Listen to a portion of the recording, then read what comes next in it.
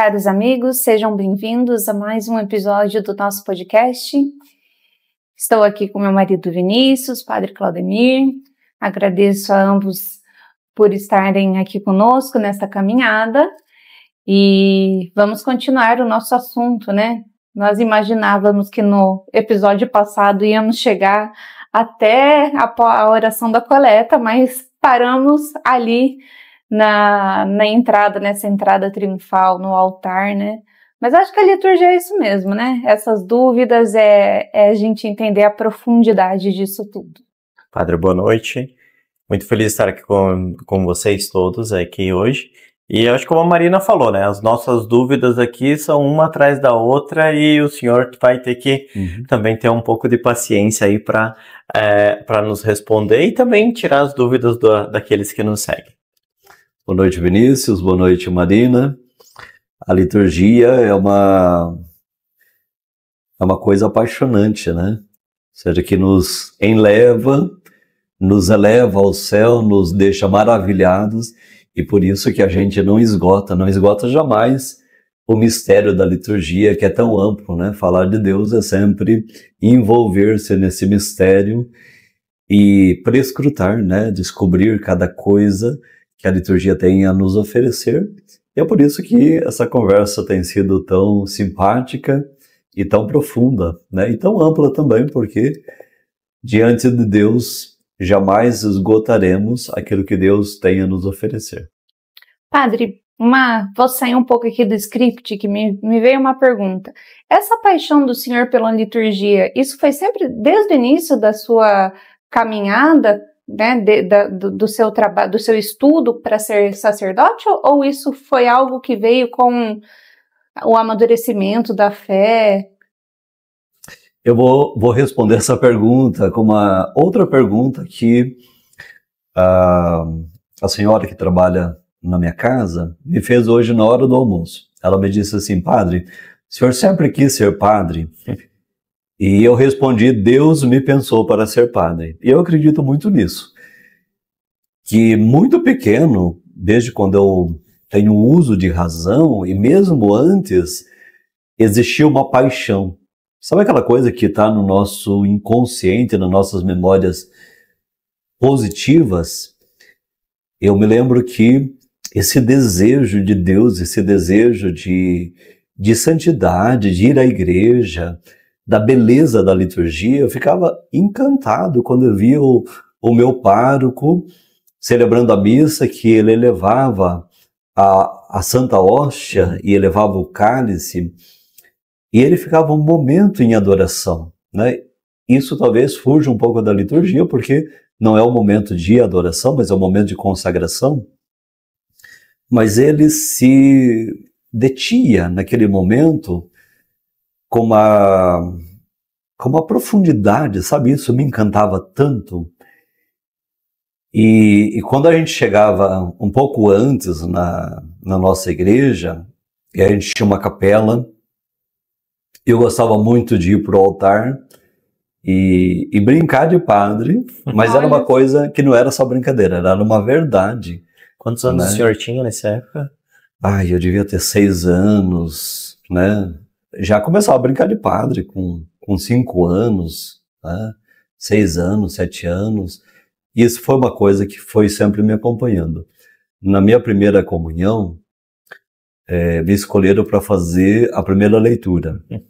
Eu não me lembro qual foi a leitura, mas eu me lembro que eu decorei. Nossa. E eu proclamei aquela leitura com uma segurança, com uma verdade. Eu me lembro até hoje, né? Ou seja, a minha posição ali diante daquelas pessoas, dando para elas um alimento. Eu já tinha consciência disso, né? Que a palavra era um alimento, a liturgia era um alimento. Então não posso te dizer quando que isso começou, se teve um início, mas eu posso te dizer que Deus, quando me pensou, me chamou à vida, colocou em mim essa paixão por Ele, pela igreja, pela liturgia e pela vocação. Linda história. Bonito pensar isso, né? A gente às vezes não sabe nem para que por que Deus nos fez, né? Isso realmente é um conhecimento de si muito importante, né? Sim. Quem sabe é o que falta um pouco hoje, né? Se olhar para dentro e falar, eu quero isso, e é isso que eu procuro, né?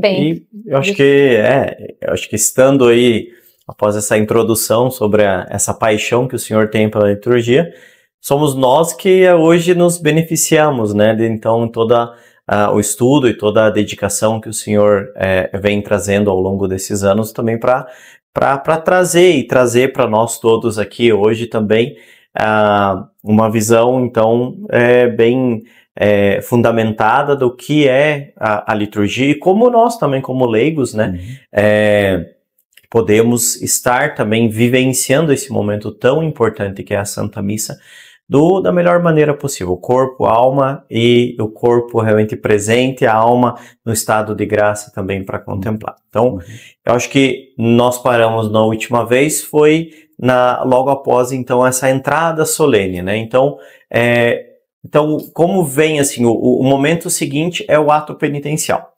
Falamos um pouco também dessa importância da gente estar preparados para o ato penitencial. E dá para perceber, padre, que depende também da onde do costume da paróquia, né, e do pároco. Existem versões diferentes do ato penitencial, alguns é preferido cantado, outros simplesmente proclamado, né, falado. Existe uma guia aqui também para a gente um pouco entender e começar a destrinchar um pouco mais esse momento da Santa Missa? Sim. Nós tínhamos dito que a liturgia é cristológica e também precisamos dizer que ela é antropológica, né? Então, podemos dizer o teologal e o antropologal. Então, nós que viemos com desejo de encontrar-nos com o Senhor, viemos em estado de graça, né? Nos preparamos com roupas festivas, né? Passamos pela porta da igreja, nos persignamos com água benta, lembrando o nosso batismo, somos consagrados pelo batismo a Deus Pai, Filho e Espírito Santo, uma dimensão trinitária. Iniciamos a celebração traçando sobre o corpo o sinal da cruz, porque a fé passa pelo corpo, né? Não existe outra maneira que entrar em contato com Deus sem o corpo, sem o antropologal, né? E, obviamente, que isso nos leva a um estado de enlevo, né? Essa palavra enlevo é maravilhamento diante do sagrado, diante do divino, diante de Deus. Isso proporciona em nós também o medo, o terror. Então, diante do altar, os padres no rito antigo rezavam salmos penitenciais, né? Se colocavam diante de Deus de forma penitencial. E existe, então, um conteúdo de fé, um conteúdo bíblico que nos ajuda a pedir perdão para Deus, né? Ou seja, o cego que gritava a Jesus, filho de Davi, tem piedade de mim, ou seja, usa palavras cristológicos ou títulos cristológicos para se referir a esse homem que está passando, que não é apenas um homem, mas que é Deus. Então nós, diante de Jesus, diante do altar, clamamos, imploramos, dizemos, Kyrie eleison, Senhor tem de piedade, como aquelas pessoas que diante do rei pediam também coisas necessárias da sua vida, né? Moradia, alimentos, né? Trabalho. Nós, diante de Deus, pedimos a Deus aquilo que mais nos convém, né? Então a primeira modalidade era o sacerdote sozinho, que diante do altar, antes de subir ao altar para celebrar a Eucaristia, pedia perdão. Com o Concílio Vaticano II, todos nós, batizados, somos convidados a pedir perdão, ou seja, a nos purificar. Em primeiro lugar, para ouvir a palavra, e em segundo lugar, para comungar o corpo e o sangue do Senhor. Fazemos isso de duas maneiras mais comuns, né? Rezando o Confiteor, ou seja, confesso a Deus Todo-Poderoso, e fazemos essa oração batendo no peito, pedindo perdão pelos nossos pecados, que a gente é bem consciente, né?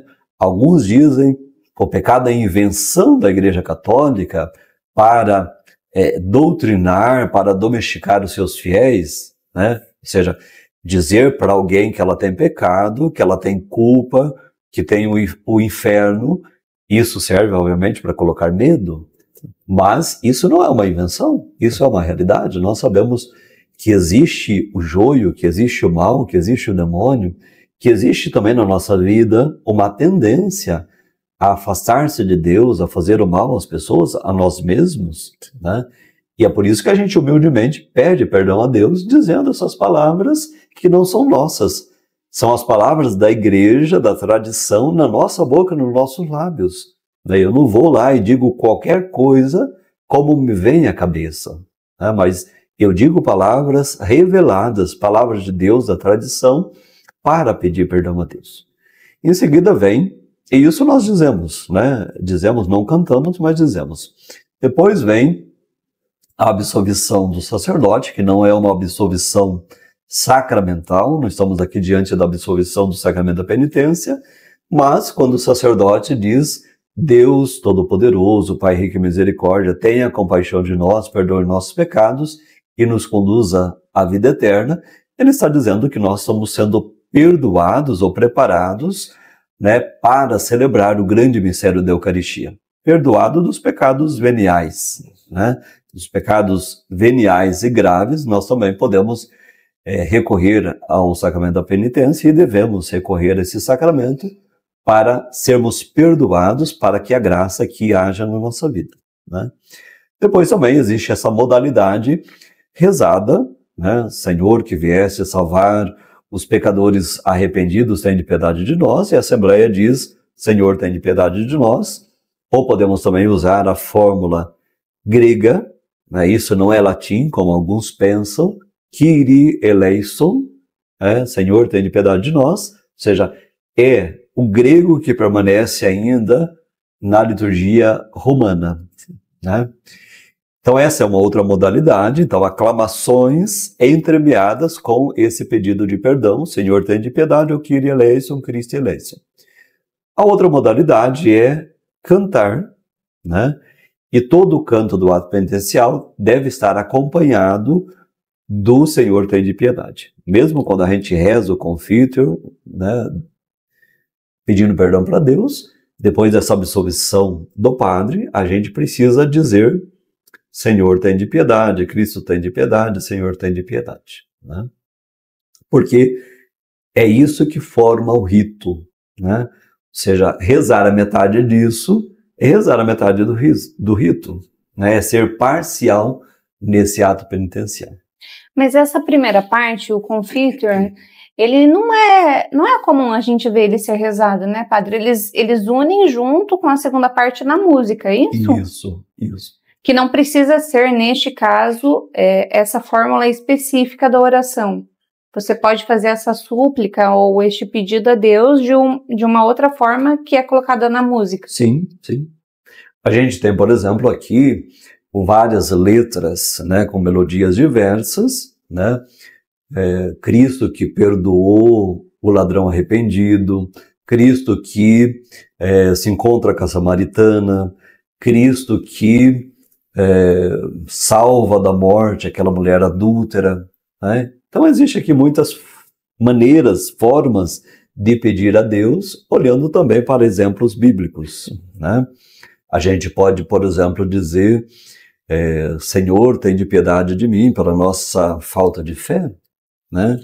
Pela nossa falta de esperança, pela nossa falta de caridade, né? Ou seja, aqui é um pouco uma adaptação, mas no missal romano a gente tem todas essas fórmulas prescritas, e inclusive para os diversos tempos litúrgicos, né? Então, para o Advento a gente tem fórmulas, para o tempo do Natal, para o tempo da Quaresma, para o tempo da Páscoa. Então a gente tem ali no missal todas essas fórmulas. E é interessante pensar, né, a gente falando dessa questão da música, da melodia, que aqui essa melodia deveria ser uma melodia mais introspectiva, isso, mais introspectiva, né, onde Sim. nós de fato estamos ali refletindo sobre esses pecados, né, padre? E isso é algo que eu tenho até percebido, que a própria CNBB está ajudando a fazer um trabalho nessa questão da música litúrgica, né? Eles fizeram, acho que um exemplar de algum livro litúrgico nesses últimos tempos. Há muitos anos já, Marina, que tem sido trabalhado isso, um repertório, né? A gente tinha antes um repertório que vinha do Nordeste, que não se adaptava à cultura, né, do centro do Brasil ou do sul do Brasil, e hoje tem assim uma concepção mais litúrgica, mais teológica, e tem se trabalhado muito nesse sentido, né? Então a gente tem melhorado muito, e inclusive eu acho que aqui a gente tem um grande ganho com a internet, porque a internet também nos possibilitou discutir, falar, ensinar, né? Porque os padres não davam conta da formação. Sim. Né? Hoje eu, como pároco, sinto aqui o peso, né, da falta de tempo, né, de dar formação, de ensinar. Então a melhor maneira de ensinar é rezando bem. Sim. Né? Sim, com o Bento certeza. XVI dizia que a melhor catequese sobre a Eucaristia bem celebrada. É verdade. Então, se nós rezamos bem, lembramos que a missa é festa, é banquete, mas é sacrifício, então a gente não vai cantar qualquer coisa, de qualquer maneira, trazer o barulho do mundo, né, para dentro da liturgia. Né? Por exemplo, no ato penitencial, é injustificável a gente usar palmas, usar instrumentos ruidosos. Né? Não tem sentido porque nós estamos pedindo perdão, nós estamos chorando o nosso pecado. Então não tem sentido a gente fazer uma melodia, uma letra festiva no momento que a gente está pedindo perdão a Deus, pedindo piedade, misericórdia. Né? E eu acho que entrando já nessa melodia festiva e antecipando o próximo momento da missa, nós temos daí o Glória, né? E aí eu acho que existe esse contraste muito forte nas paróquias entre essa explosão, que o Glória então é visto como, muitas vezes é quase sempre cantado, e é cantado como uma maneira de quase de joia, de alegria, de festa, né? Uhum. A gente percebe que quando a gente olha também a maneira assim que é celebrado a missa no rito tradicional, rito antigo, e até fora do Brasil, essa vivacidade ou essa melodia do Glória, ela é já muito mais moderada, né? Uhum. Isso é uma coisa também, padre, que falando assim da música, é algo que realmente está enraizado muito mais aí no Brasil e até na América Latina, ou é uma visão que o senhor, vivendo em outros países também, pôde também observar que como funciona um pouco lá fora essa parte do Glória cantado? Uhum. Aqui nós precisamos destrinchar um pouco vários aspectos. O primeiro aspecto é dizer que o Glória é bíblico. Então a gente não pode mudar a letra do Glória. Sim. Quem somos nós? Nem nós padres, bispos, nem o Papa pode mudar a letra da Bíblia. Né? Ou seja, é aquilo que vem do céu, que os anjos anunciam. Né? Então nós precisamos aqui ver a letra que está no missal, que é a letra aprovada, que é a letra bíblica, né? E não mudar. Depois, quando se canta o Glória, ou se reza o Glória, nos dias domingo, que são dias solenes, dias que nós celebramos o mistério de Cristo, os diversos mistérios da vida de Cristo, que são celebrados em torno do ano litúrgico. O ano litúrgico é Cristo, celebra o mistério de Cristo. Então nós celebramos no domingo, nas festas e nas solenidades que ocorrem durante a semana. Fora esses 3 grandes momentos, a gente não reza, não canta o Glória. Né?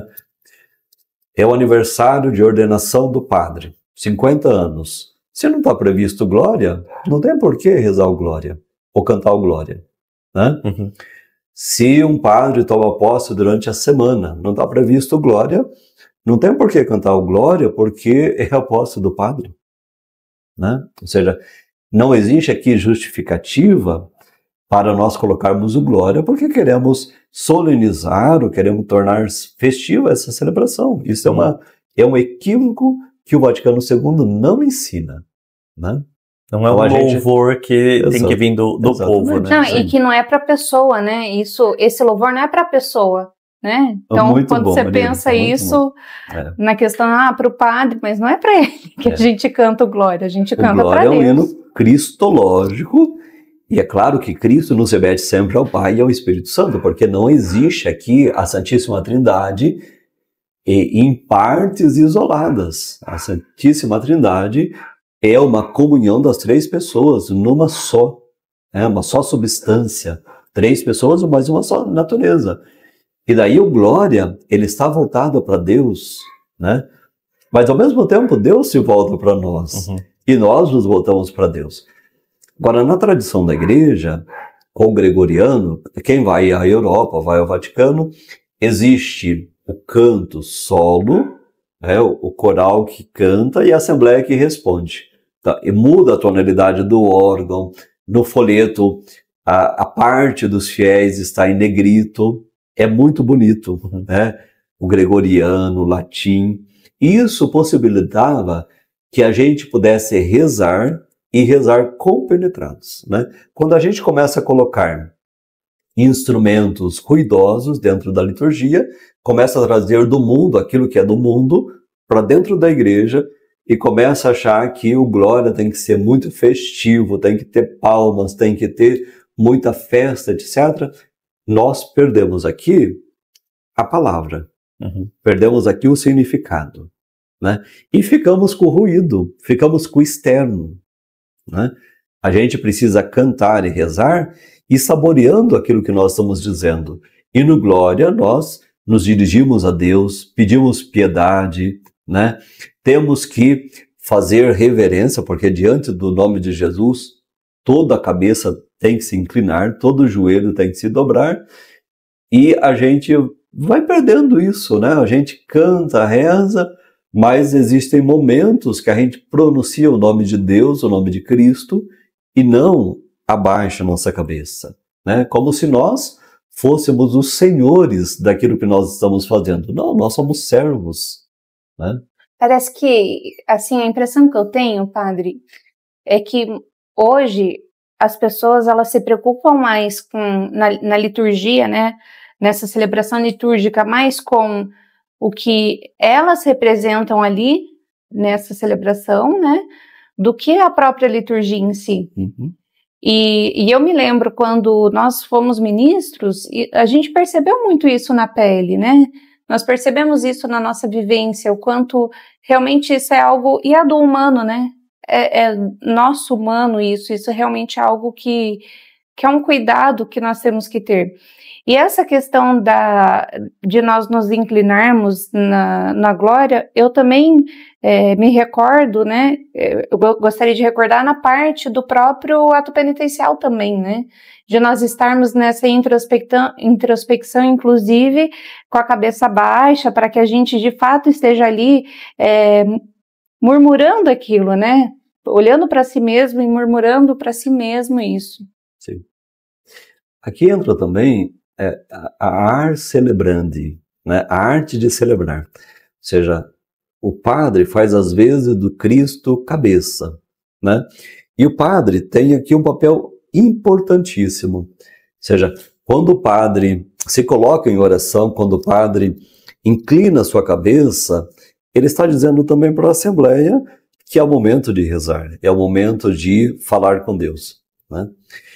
E o próximo rito que a gente não vai conseguir falar hoje, mas semana que vem já vamos falar e vamos introduzir, que é a oração coleta, né? Assim como a gente faz uma coleta de alimentos, de dinheiro, de bens materiais em favor dos pobres, em favor da dimensão social da igreja, porque essa dimensão importante da Eucaristia, nós também recolhemos os nossos pedidos, né? Então, quando nós dizemos oremos, nós estamos chamando para a oração. E quando a gente vai rezar, nós precisamos também inclinar nossa cabeça, precisamos fazer silêncio, precisamos dar um tempo para que as pessoas possam rezar. É um aprendizado atrás do outro, Padre. E essa visão um pouco mais, como o senhor falou, de introspecção, de oração, eu acho que esse é uma chave de leitura para toda a liturgia, né? Como a Marina bem falou ali, essa vontade que nós temos do humano de esquecer que estamos ali para Cristo e por Cristo, né? Estamos aí pensando muito mais em qual é o momento, e se tem que levantar, se tem que bater palma, e aí a gente começa a colocar o eu, né? O eu muito em cima ali, e é onde nós nos perdemos, normalmente. Então, acho que podemos encerrar hoje aqui e deixar essa parte, então, da coleta, que eu sei que tem várias dúvidas e é uma coisa muito importante para o próximo episódio, mas agradeço o senhor novamente aí por estar nos compartilhando, e também todos aqueles que estão nos seguindo de casa. Coloquem também nos comentários quais são as dúvidas que vocês têm, perguntas também para a gente trazer aqui e responder também junto com o senhor. Então, hoje agradecemos mais uma vez, então, e vamos, então, próxima semana, continuar nosso caderno aqui sobre as liturgias. Eu agradeço também a vocês pela companhia, pelo diálogo, né? O Vinícius terminou dizendo uma coisa que é importantíssima, que eu diria para vocês, né? O quanto da nossa vida entra na liturgia, o quanto da liturgia entra na nossa vida, lembrando que nós vivemos e existimos nele, por Cristo, com Cristo e em Cristo, né? Não em nós mesmos, porque nós não podemos nos salvar a nós mesmos, mas vivendo nele, nós somos salvos por ele, que está presente, vivo na liturgia e na Eucaristia, na palavra. Um grande abraço a todos, que Deus abençoe. Um abraço a todos e nos encontramos no nosso próximo episódio.